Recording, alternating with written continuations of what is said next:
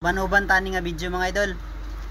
Kay dasmaga na to karon ang Ororama Super Center Kugon from Mindanao.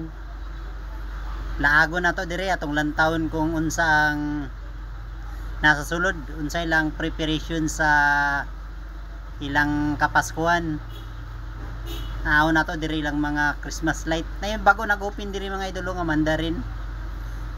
Mandarin Food Station nasulod sa Ororama Super Center. Tangag-tangag pa nato nitong nagpalitag tambal sa Mercury Drug Divisoria nilaw sa diri sa Ororama. Diri mao ni ang grocery store sa Ororama Super Center na ilang star oh.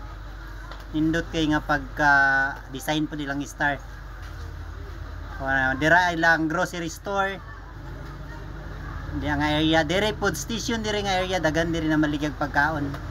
Kung gutmon ka diri ka nga area mo anhi then mukaon ka diri kay dagan pagkaon diri. Pasaka to sa second floor sa may Ororama Super Center. Tanaw na to ang view sa taas. Maglaglag ta karon kay nakabuhi man ta.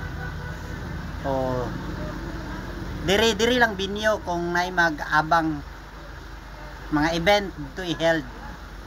O nanata sa second floor karon sa Ororama diri. Nagyapon mga food station diri nga area.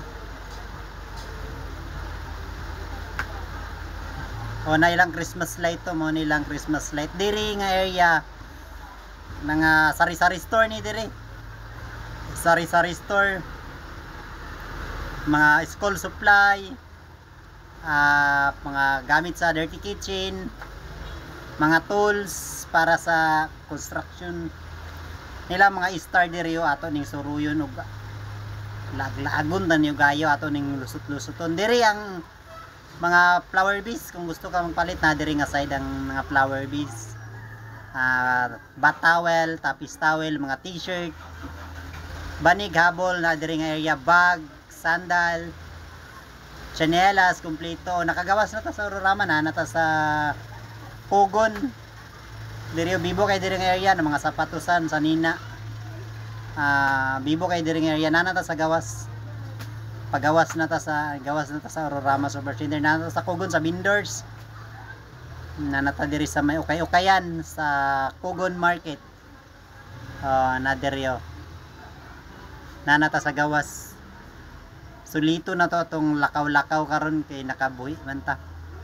Diri nga area magpalitag lansunis ug rambutan kay mapauli na ta sa balay.